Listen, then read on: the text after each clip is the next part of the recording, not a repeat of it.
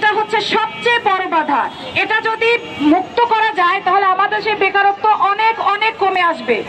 এই কথাটা, এই মেসেজটা হচ্ছে আমরা সবাই 2012 থেকে যারা আন্দোলন করে আসছে তারা সবাই বোঝানো ট্রাই করেছে, কিন্তু কেউ এটা বোঝে নাই বা বুঝেও তারা না বোঝার ভান করেছে। কারণ তাদের কাছে বাংলাদেশের শিক্ষার্থী, বাংলাদেশের জনগণ তাদের কাছে কিছুই ছিল না।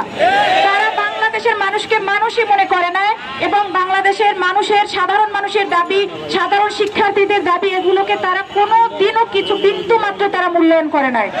তো আমি আশা করব বর্তমান যারা সরকার আছে তাদের সাথে এক কাঁধে কাঁধ মিলিয়ে, হাতে হাত মিলিয়ে কিন্তু এই বাংলাদেশের ছাত্র সমাজরা তাদের বৈষম্য বিরোধী আন্দোলনে সহায়তা করেছে এবং আন্দোলন সফল হয়েছে। এবং বর্তমান যারা সরকার প্রধান আছেন তারা অবশ্যই সেই মাননীয় শেখ হাসিনার মতো না যে যিনি বুঝবেন না ব্যাপারগুলো, যারা বুঝবেন না তারা অবশ্যই এটা বুঝবেন। এবং আমরা দাবি করব অতি সত্বর চাকরিতে আবেদনের বয়সীমা ন্যূনতম 35 করতে হবে, ন্যূনতম 35 করতে হবে। এর নিচে ছাত্র সমাজ এই দাবি কিছুতেই, মানে তার আগে ছাত্র সমাজ মাঠ ছাড়বে না, কিছুতেই মাঠ ছাড়বে না। এই আন্দোলন চলছিল, চলবে, কিন্তু এই আন্দোলন আর দীর্ঘদিন চলতে দেওয়া যাবে না। এই আন্দোলন 2012 থেকে আজ পর্যন্ত 12-13 বছর পর্যন্ত চলতেছে। কারণ হচ্ছে যে আরেকটা কথা আমি বলি যে এই আন্দোলনটা যখন যাদের প্রয়োজন তখন তারা এসেছে, না হয় এই আন্দোলনটা কিন্তু এত বছর চলতো না। যার বয়স যখন শেষ হয়েছে সে তখনই আন্দোলনকে সমর্থন করেছে, যে যখন বয়সের ক্রাইসিসে পড়েছে তখন সে এসেছে। তাই আমি বলবো সবাই একসাথে চলে আসেন, সবাই, যাতে আমাদের এই আন্দোলনটা আর যেন দীর্ঘায়িত না হয়।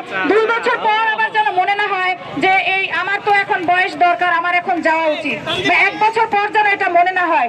একবারে সবাই দলে দলে মাঠে নেমে আসেন, একবারে সবাই দাবির কথা জানান, সবাই একবারে আসেন। কার বয়স শেষ হয়েছে, কার বয়স শেষ হয় নাই, কার 35 হলেও লাভ নাই, কার কি এরকম না ভাই। কোটা সংস্কার আন্দোলনটা যেমন সবার জন্য ছিল, সবাই আসছে, তার ছেলে মেয়ের জন্য আসছে, তার ভাই বোনের জন্য আসছে, বা ওটা যৌক্তিক দাবি ছিল এই জন্য আসছে।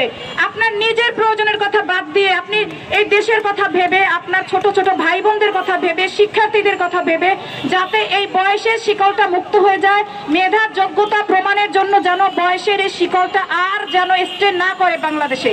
এজন্য যারা আছেন, যাদের কোনো দরকারই নেই বয়স, তারাও চলে আসেন। যেভাবে কোটা সংস্কারে নেমে আসছিলেন, আপনার সন্তানই ভুক্তভোগী হবে, ভবিষ্যতে আপনার সন্তান ভুক্তভোগী হবে যদি এই আন্দোলনটা এখন সফল না হয়।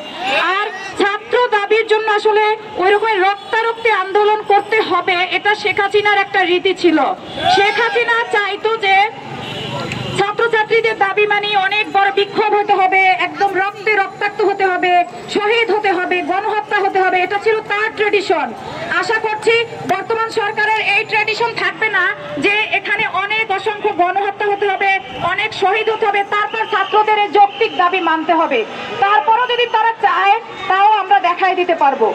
তো আপনাদের সবাইকে বলছি যে আপনারা যারা এখনো ঘরে আছেন তারা নিজের